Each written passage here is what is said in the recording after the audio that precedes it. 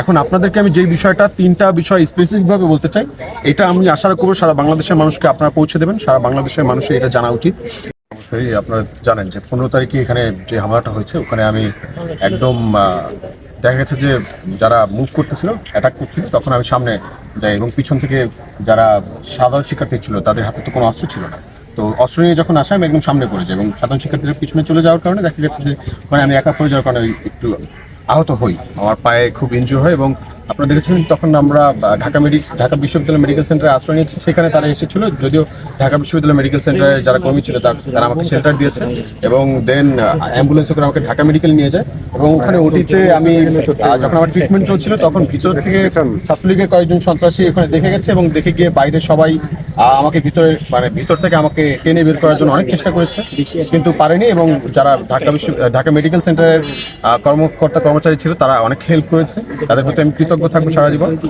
এরপরও কয়েকবার ইসিবি চত্বরে হামলা হয়েছে এবং ওখান থেকে দেখা যাচ্ছে যে গোয়েন্দা সংস্থার লোকেরা তুলে নেওয়ার অনেক চেষ্টা করছে এবং শিক্ষার্থী যারা ছিল, সাধারণ শিক্ষার্থীরা, তারা ওখানে আমাকে সেভ করেছে এবং তারা দেখা গেছে যে যারাই আমাকে ধরতে আসছে তাদেরকে প্রতিহত করে দিয়েছে এবং তারা আমাকে বিভিন্ন জায়গায় যাদেরকে কখনো আমি চিনি না, জানি না, দেখি নাই, তাদের বাড়িতে আমাকে আশ্রয় দিয়েছিল। আমি প্রত্যেকদিন এক একজনের বাড়িতে আশ্রয় ছিলাম এবং সবাই অনেক হেল্প করেছে। এর জন্য আমি চিরজীবন কৃতজ্ঞ থাকবো।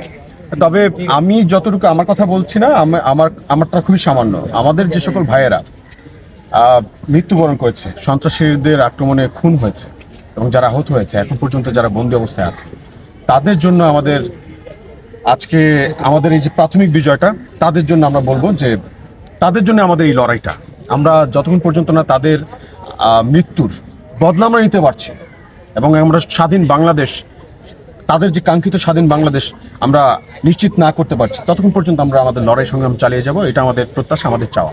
এখন আপনাদেরকে আমি যে বিষয়টা তিনটা বিষয় স্পেসিফিকভাবে বলতে চাই, এটা আমি আশা করব সারা বাংলাদেশের মানুষকে আপনারা পৌঁছে দেবেন। সারা বাংলাদেশের মানুষের এটা জানা উচিত।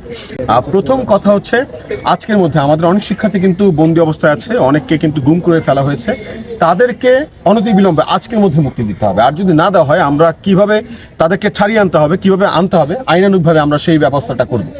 এটা হচ্ছে প্রথম বিষয়। আর দ্বিতীয় বিষয় হচ্ছে, হলগুলো কিন্তু খুলে দেওয়া হয়েছে, হলে সব রকম পানি, বিদ্যুৎ ফ্যাসিলিটিস দেওয়া আছে এবং শিক্ষার্থীরা কিন্তু আনন্দপূর্ণভাবে অবস্থান করছে এবং আমরা সবাই একসাথে হলে থাকবো। আমাদের হল যেন এক রাক্ষস থেকে আমরা মুক্ত করেছি আমাদের দেশ, অন্য কোনো রাক্ষস যেন এসে আমাদের এই হলকে আবার দখল নিতে না পারে, এই ব্যাপারে আমাদের সোচ্চার থাকতে হবে। এবং এখনই সকল শিক্ষার্থীকে বলবো, আপনারা ঢাকা বিশ্ববিদ্যালয়, রাজশাহী বিশ্ববিদ্যালয়, চট্টগ্রাম বিশ্ববিদ্যালয় সহ যত রকম বিশ্ববিদ্যালয় আছে, বিশ্ববিদ্যালয় হলগুলোতে আছে, আপনারা হলে উঠে যান এবং হলে চলে আসুন।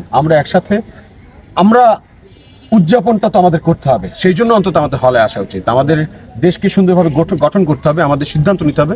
এখন থেকে ঢাকা বিশ্ববিদ্যালয় ভিসি একটু আগে পদত্যাগ করেছে, প্রত্যেকটা হলের প্রক্টর এবং প্রভোস্ট যারা আছে, যারা এই ধ্বংসযজ্ঞে সহযোগিতা করেছে প্রত্যক্ষ পরোক্ষভাবে এবং ছাত্র সন্ত্রাসী সংগঠনগুলোর সাথে তারা যুক্ত ছিল এবং তাদেরকে সহযোগিতা করে গেছে। আপনারা দেখেছেন আজকেও জিয়া হলে আর্মস পাওয়া গেছে, দেশীয় অস্ত্র পাওয়া গেছে এবং আর্মসটাকে আমাদের জিয়া হলের যে প্রভোস্ট, তিনি নিজ দায়িত্বে সরিয়ে ফেলেছে।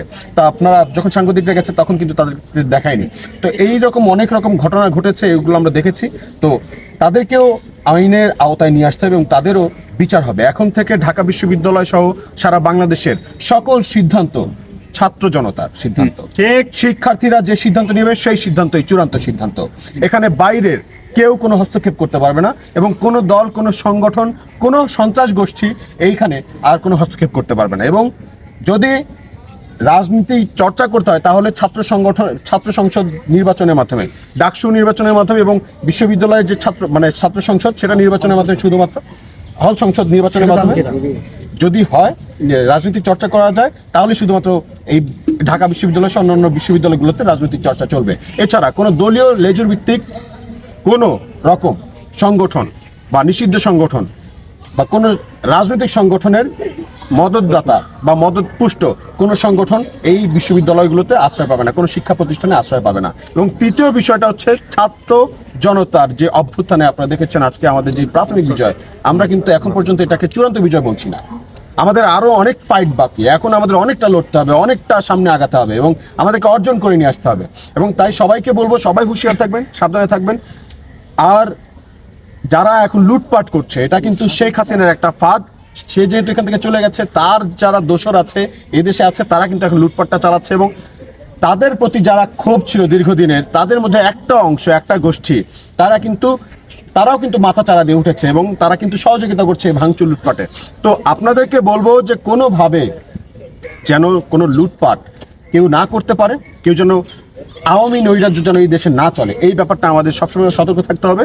এবং প্রত্যেকটা মানুষ, আপনারা আপনাদের এলাকায় যদি দেখেন এরকম লুটপাট নৈরাজ্য চলছে, তাদেরকে ধরে আপনারা নিকটবর্তী পুলিশ স্টেশনে দিয়ে আসুন, আর্মি ক্যাম্পগুলোতে দিয়ে আসুন এবং তাদের চেহারা মনে রাখুন, তাদের ছবি তুলে রাখুন, বিভিন্ন ভিডিও ফুটেজগুলো আপনারা কালেক্ট করে রাখুন।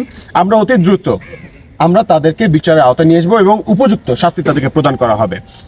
এই তিনটা বিষয় আমি একদম চূড়ান্তভাবে সবাইকে জানাচ্ছি এবং সকল বিশ্ববিদ্যালয়ের শিক্ষার্থীকে, সকল শিক্ষা প্রতিষ্ঠানের শিক্ষার্থীকে বলবো, আপনারা বিশ্ববিদ্যালয়ে চলে আসুন, হলগুলোতে চলে আসুন, আমরা একসাথে থাকবো, একসাথে আমাদের দেশটাকে সুন্দর করে সাজাতে হবে আমাদের।